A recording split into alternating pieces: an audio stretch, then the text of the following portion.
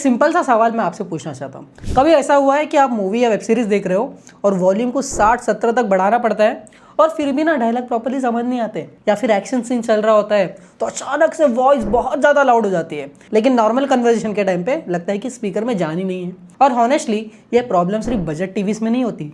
आजकल टीवी जो है ना पहले से काफ़ी ज़्यादा स्लिम हो गए हैं और इसी वजह से ना उनके अंदर जो स्पीकर है ना उसकी भी स्पेस थोड़ी कम हो गई है। रिजल्ट क्या हो रहा है कि छोटे स्पीकर लगाए जा रहे हैं, जिसकी वजह से डायलॉग्स उतने क्लियरली नहीं आते, बेस काफ़ी लिमिटेड होती है और मूवी, स्पोर्ट और OTT कंटेंट का ओवरऑल जो इम्पैक्ट है वो बहुत ज़्यादा कम हो जाता है। इसीलिए आजकल साउंड बार्स काफ़ी ज़्यादा पॉपुलर चल रहे हैं।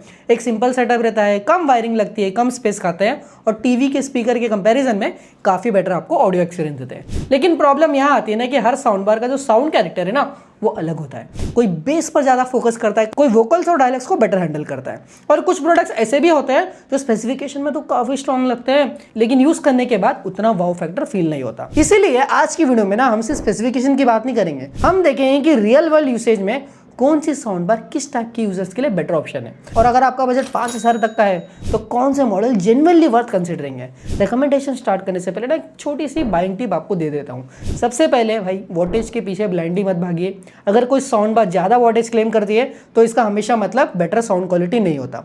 डायलॉग क्लैरिटी, ट्यूनिंग और ओवरऑल बैलेंस भी उतना ही इंपॉर्टेंट होता है। दूसरी चीज, अगर आप प्राइमरली मूवी या वेब सीरीज देख रहे हो तो ऐसी साउंड बार चूज कीजिए जिसमें डायलॉग जो है ना वो आपको क्लियरली सुनाई दे। कई बार बेस हेवी साउंड बार शुरुआत में तो इंप्रेसिव लगते हैं लेकिन लॉन्ग टर्म में वोकल्स और डायलॉग्स उतने क्लियरली आपको नहीं सुनाई देंगे। तीसरी चीज, कनेक्टिविटी को जरूर चेक करना। कम से कम ब्लूटूथ और ऑक्स होना ही चाहिए। अगर आप टीवी के साथ यूज करने वाले हो साउंड बार को तो HDMI आर्क या ऑप्टिकल इनपुट मिल जाए तो और भी बेटर है। और लास्टली, अपने रूम साइज के हिसाब से प्रोडक्ट चूज करना। अगर आपका रूम अराउंड 80 से लेके 120 स्क्वायर फीट तक का है तो एंट्री लेवल साउंड बार भी आपके लिए काफी है, लेकिन अगर आपका रूम इससे बड़ा है तो थोड़ा हायर आउटपुट या डेडिकेटेड सबवूफर वाली साउंड बार ज्यादा आपको इमर्सिव और एंजॉयबल एक्सपीरियंस देगी। वैसे अगर आप साउंड बार खरीदने से पहले डिटेल में समझना चाहते हो ना कि voltage, channel, HDMI ARC, optical input, subwoofer और बाकी स्पेसिफिकेशन का एक्चुअल मीनिंग क्या होता है और एक कैसे साउंड बार आप अपने लिए खरीद सकते हो, तो मैंने साउंड बार की बाइंग गाइड पर एक डिटेल्ड वीडियो भी बनाई है। उस वीडियो की लिंक मैं डिस्क्रिप्शन में दे दूंगा, जरूर चेकआउट करिएगा। लेकिन फिलहाल अगर आपका बजट 5,000 के आसपास है और आप बेस्ट ऑप्शन ढूंढ रहे हो तो चलिए शुरू करते हैं मेरे रिकमेंडेशन से। नंबर 5 पर मैं रिकमेंड करूंगा जेब्रॉनिक्स का Zouk Bar 3902, जिसकी करंट प्राइसिंग अराउंड 4,000 के आसपास है। अब ऑनेस्टली अगर आपका प्राइमरी फोकस जो है ना कनेक्टिविटी और टीवी इंटीग्रेशन पर है तो ये काफी इंटरेस्टिंग सा ऑप्शन बन के निकलता है। यहाँ आपको 100 वॉट का आउटपुट मिलता है और वर्चुअल 5.1 सराउंड साउंड का सपोर्ट भी है। हाँ, यहाँ चीज क्लियर कर देता हूँ, ये ट्रू 5.1 सेटअप नहीं है, ये DSP और साउंड प्रोसेसिंग के थ्रू सराउंड इफेक्ट क्रिएट करने की कोशिश करता है, मतलब वर्चुअल है।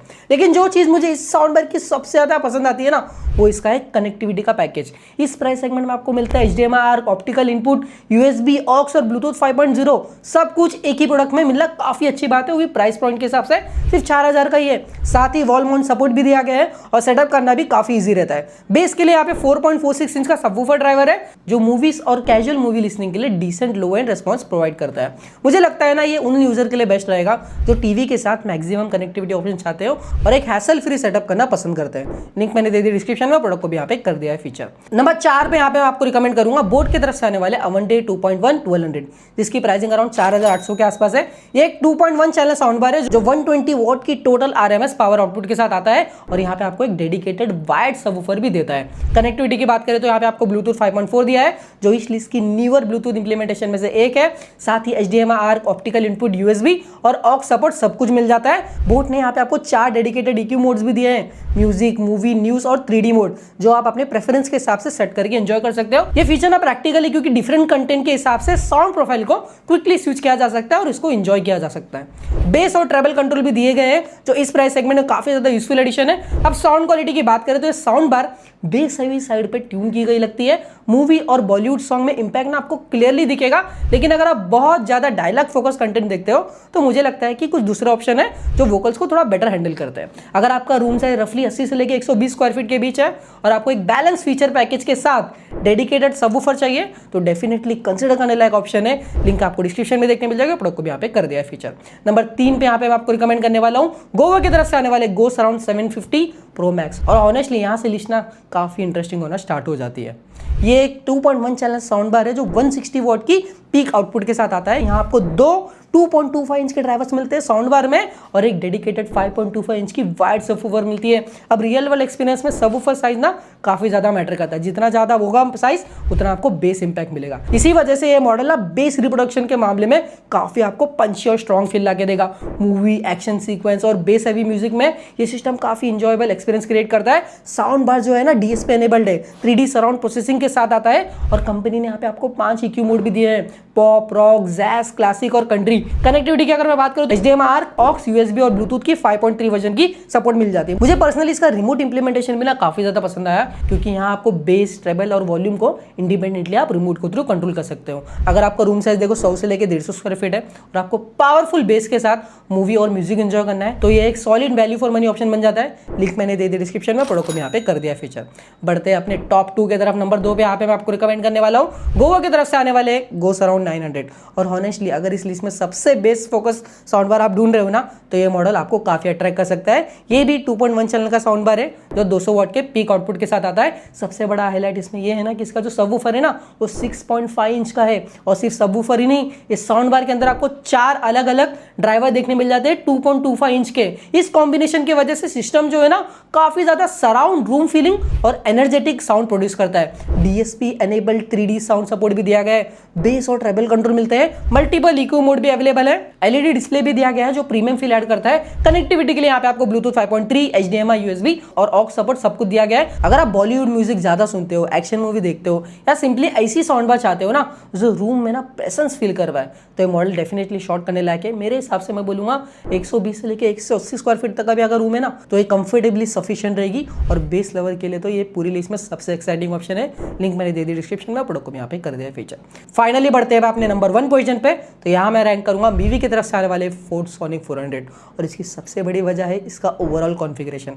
जहां लिस्ट के ज्यादातर मॉडल्स आपको 2.1 चैनल के सेटअप के साथ आते हैं, यहाँ मीवी की फोर्ड सोनिक 400 है ना वो आपको देती है 5.1 चैनल की आर्किटेक्चर।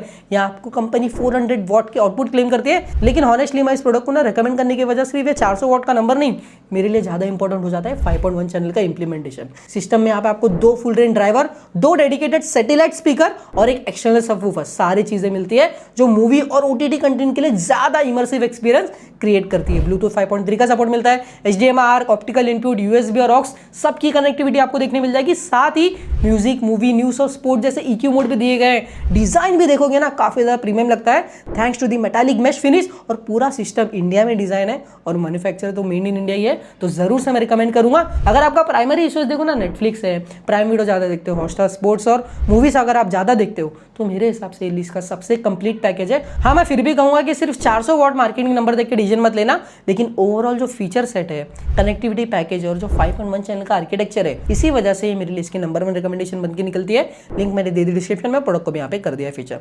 सो दोस्तों ये थे मेरे कुछ 5 बेस्ट साउंड बार जो मैंने आपको अराउंड 5000 के आसपास ही दिखाए। सारे जो प्रोडक्ट है 2 बेस्ट ऑफ दी बेस्ट है, मैंने अलग अलग कॉन्फ़िगरेशन के साथ आपको बताया, 2.1 चैनल वाले और 5.1 चैनल वाले सारे जो प्रोडक्ट्स है उनके लिंक मैं यहाँ पे दे दूंगा डिस्क्रिप्शन में और सारे प्रोडक्ट को मैं यहाँ पे टैग भी कर दूंगा। मिलते हैं नेक्स्ट वीडियो में, तब तक के लिए stay healthy, stay safe, bye.